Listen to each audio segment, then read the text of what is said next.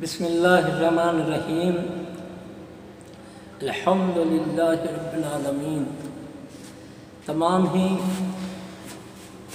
سامعین حضرات اور اس پروگرام کا اہتمام کرنے والے خصوصاً جناب سلیم اکبر صاحب اور تمام ہی مومنین اور مومنات کی خدمت میں سلام پیش کرتا ہوں اور عید غدیر کی مبارکباد پیش کرتا ہوں۔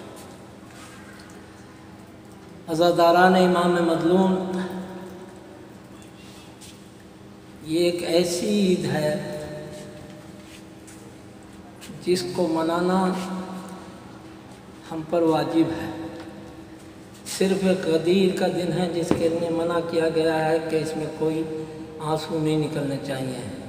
انتہا یہ ہے کہ زیارت عاشورہ کو بھی روکا گیا ہے کہ ہماری آنکھوں میں آنسو نہ آ جائیں۔ یہ عید مولا سب کو مبارک کرے اور اس عید کے صدقے میں جو اصل عید کا وارث ہے امام زمانہ ظہور فرمائے اور امام زمانہ کے صدارت میں یہ جشن غدیر امریکہ نہیں بلکہ ساری دنیا میں ہونا چاہیے۔ آج آپ دیکھ رہے ہیں کہ تمام ہی ساری دنیا جو آج وبا پھیلی ہے کرونا کی، اس سے پریشان ہیں، دعائیں مانگ رہے ہیں، رو رہے ہیں، چیخ رہے ہیں، تباہی آ رہی ہے، بربادی آ رہی ہے، بے روزگاری پھیل رہی ہے، بھوک مری پھیل رہی ہے۔ لیکن کبھی آپ نے سوچا کہ ابھی صرف 3 یا 4 مہینے ہوئے ہیں، اس میں بھی مارکیٹیں دکانیں سب کھلتی ہیں، تھوڑی دیر کے لیے صحیح، پیسے بھی ہیں، مدد کرنے والے بھی ہیں اور سب کام الحمدللہ ہو جاتا ہے، تھوڑا کم بیشی کے ساتھ ہوتا ہے لیکن کام سب ہو جاتا ہے۔ لیکن اس کرونا نے ہمیں ایک یاد دلائی جو میں اپنے بچوں کو خاص کر نوجوانوں کو بتانا چاہتا ہوں۔ یہ کام ہمارے علماء کا ہے لیکن مجھے دل چاہا کہ میں اپنے بچوں سے خطاب کروں۔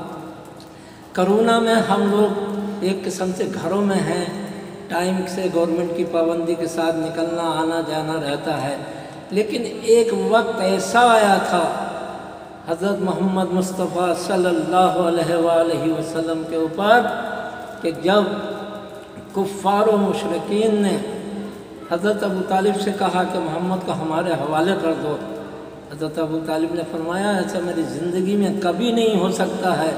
تو انہوں نے تمام جتنی بھی وہاں کی طاقتیں تھیں سب نے مل کے ایک ہی فیصلہ کیا کہ ان کا بائیکاٹ کیا جائے، اور بائیکاٹ کرنے کے لیے حضرت ابو طالب ان کو اپنے ایک گھر میں رہ گئے جس کا نام شعب ابو طالب ہے، وہ باغ تھا شعب ابو طالب۔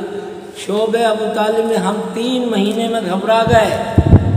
شعب ابو طالب میں 3 سال تک سرکار دو عالم مولا کائنات اور تمام اہل بیت اور ان کے چاہنے والے سب قید تھے، نہ کوئی آ سکتا تھا، نہ کوئی مل سکتا تھا، نہ کوئی خریداری ہو سکتی تھی، لیکن ذات ابو طالب پہ کروڑوں جانیں قربان۔ اکیلے ابو طالب باہر جاتے تھے کیونکہ پورے مکے میں کسی میں طاقت نہیں تھی جو حضرت ابو طالب سے ہاتھ ملا سکے۔ سامان لاتے تھے اور سب کی خدمت کرتے تھے، لیکن ایک وقت وہ آ گیا کہ پتے چابنے کے اوپر، پتے کھانے کے اوپر مجبور ہو گئے۔ جب 3 سال ہو گئے تو آقا نامدار نے اپنے چچا ابو طالب سے کہا کہ چچا جان، انہوں نے خانہ کعبہ میں جو لکھ کے لگایا ہوا تھا وہ سب دیمک نے کھا لیا، سب ختم ہو گیا، فقط ایک اللہ کا نام باقی ہے۔ حضرت ابو طالب نے جا کے ان لوگوں سے کہا کہ تم جن کی پوجا کرتے ہو، جن کو مانتے ہو، جن کو اپنا خدا سمجھ رہے ہو، میرے بھتیجے نے خبر دی ہے کہ وہ سب کے نام دیمک کھا گئی، صرف اللہ کا نام باقی ہے۔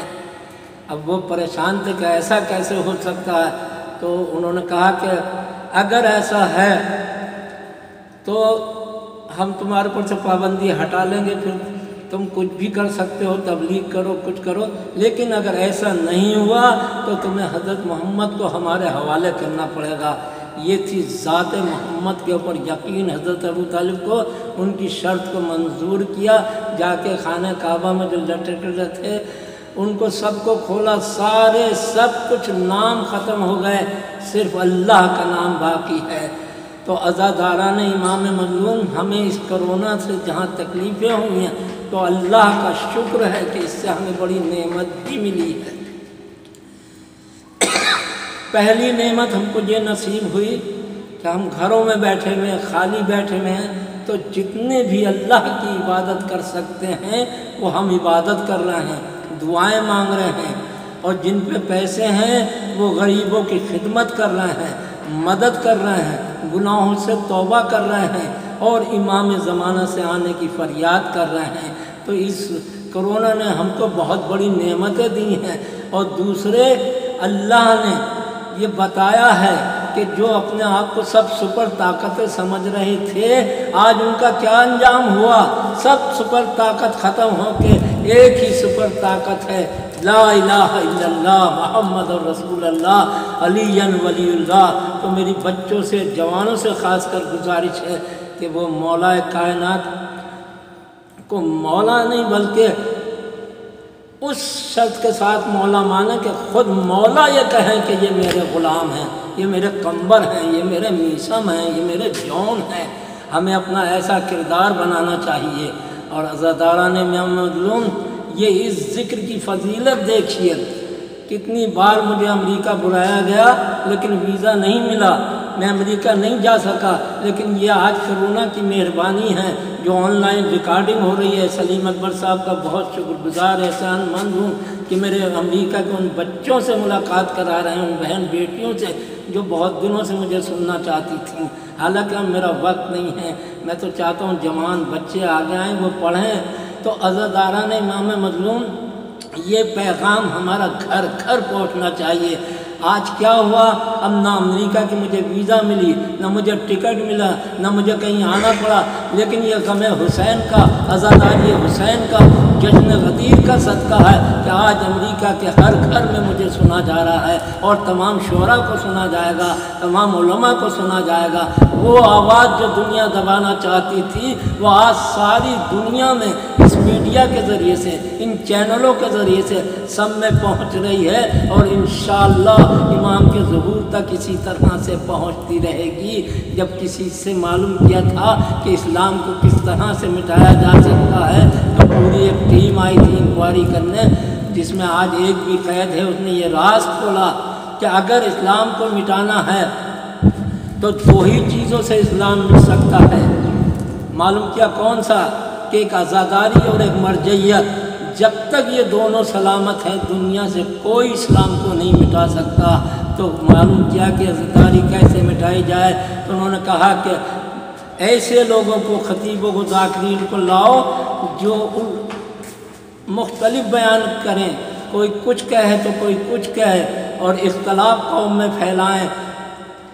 تمام اختلاف، جتنے اختلاف بڑھیں گے اتنی زوال کی طرف ہم بڑھیں گے۔ اتحاد کا نعرہ ہمیں دینا چاہیے۔ کربلا میں 72 تھے، لیکن سب کی زبان پہ ایک ہی لفظ تھا۔ جب حسین نے انکار کر دیا تو نہیں ہے، نہیں ہے، نہیں ہے۔ گردنیں کٹ گئیں، جسم پامال ہو گئے، لیکن جو زبان سے کہہ دیا اس کو پورا کر کے رہے۔ مولا ہمیں توفیق دے کہ ہم مولا کائنات کو اس طرح سے معاملہ مانیں جیسے قمبر نے مانا تھا، جیسے میثم نے مانا تھا۔ ہماری زبانیں کٹ جائیں، ہمارے مال چلے جائیں، گھر لوٹ جائیں، بچے قتل ہو جائیں، لیکن زبانوں پہ مولا مولا ہمیشہ رہے۔ ہمارا کردار بتائے کہ ہم علی کے غلام ہیں۔ مجھے 2 منظر یاد آ جاتے ہیں جب بھی غدیر کا ذکر کرتا ہوں۔ ایک منظر زینبیہ، بمبئی میں محفل ہو رہی تھی غدیر کی۔ غدیر کا دن تھا۔ جب میں پڑھنے کو چلا تو کچھ لوگوں نے فرمائش کر دی کہ رضا صاحب ماں پڑھیے۔ مجھے معلوم ہے کہ ماں جب بھی پڑھوں گا تو آنکھوں میں آنسو آئیں گے، میں بھی روؤں گا، لوگ بھی روئیں گے۔ اب میں پریشان تھا کہ ان کی فرمائش پوری کروں یا میں اس قول کو پورا کروں کہ غدیر کے دن رونا نہیں چاہیے۔ بھائی اسٹیج تک پہنچتے مولا نے 4 مصرے عطا کیے، اور وہ میں نے کہا کہ جو ہم لوگ سنتے ہیں، ہمارے علماء ذاکرین خطبہ پڑھتے ہیں کہ ماں کے قدموں کے تلے جنت ہے، تو کیسے جنت ہے؟ میں پریشان تھا، لیکن 4 مصروں نے میری مشکل کو حل کر دیا، کیونکہ مشکل کشا کی محفل ہے۔ تو وہ میں نے 4 مصرے جو پڑھے تھے وہ آپ حضرات کی خدمت میں پیش کر رہا ہوں۔ ماں کے قدموں تلے جنت ہے۔ جو بنایا تھا نبی نے خم مولا کے لیے، جو بنایا تھا نبی نے خم مولا کے لیے، یہ وہی منبر ہے، یہ وہی منبر ہے، ہر بچے کو بتلاتی ہے ماں، ایسی ہی ماؤں کے ہے قدموں تلے جنت رضا، یوں تو کہنے کے لیے ہندا بھی کہلاتی ہے ماں، یوں تو کہنے کے لیے ہندا بھی کہلاتی ہے ماں۔ چند شعر پیش کر رہا ہوں، بسم اللہ الرحمن الرحیم۔ شاعروں کی شکل میں نکلے سفیران غدیر، شاعروں کی شکل میں نکلے سفیران غدیر، بستی بستی گاؤں گاؤں کرنے اعلان غدیر، بستی بستی گاؤں گاؤں کرنے اعلان غدیر۔ اے مسلمان دیکھنا اس روز تو شان غدیر، پردہ غیبت سے آ جائے گا جب جانے غدیر، پردہ غیبت سے آ جائے گا جب جانے غدیر، پردہ غیبت سے آ جائے گا جب جانے غدیر۔ اپنی پاکیزہ زباں رکھ کر چھری کی دھار پر، اپنی پاکیزہ زباں رکھ کر چھری کی دھار پر، پڑھ رہے ہیں میثم تمار قرآن غدیر، پڑھ رہے ہیں میثم تمار قرآن غدیر۔ سینہ تاریخ پا بہلول دانا لکھ گئے، جنت تقسیم کرتے ہیں فقیران غدیر، جنت تقسیم کرتے ہیں فقیران غدیر۔ خامنائی، سیستانی، زگزکی، قاسم، حسن، ان کو دیکھو ایسے ہوتے ہیں غلامان غدیر، ان کو دیکھو ایسے ہوتے ہیں غلامان غدیر، ان کو دیکھو ایسے ہوتے ہیں غلامان غدیر۔ او سجا ابن مظاہر، جونہر، مسلم، سعید، کربلا میں آ گئے سارے جوانان غدیر، کربلا میں آ گئے سارے جوانان غدیر۔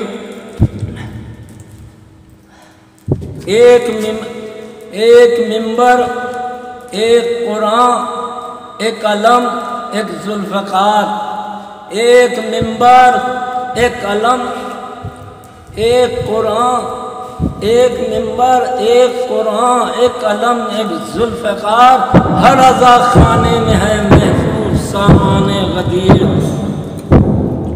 کچھ نہیں ہے پاس اپنے داغ ماتم کے سوا، ہم عزاداروں کا سرمایہ ہے ایمان غدیر۔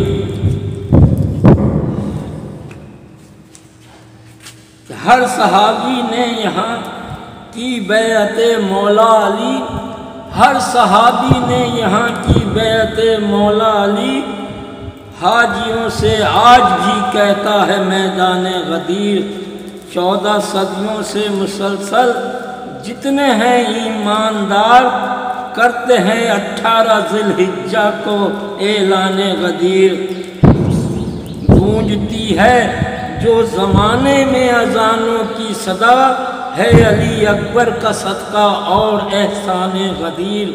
ہم میں اور ان میں زمین و آسماں کا فرق ہے، وہ سقیفہ کے بھکاری ہم سلیمان غدیر۔ جنت و دوزخ کا ہوگا مرحلہ جب حشر میں فیصلہ، اس دن کرے گی سب کا میزان غدیر۔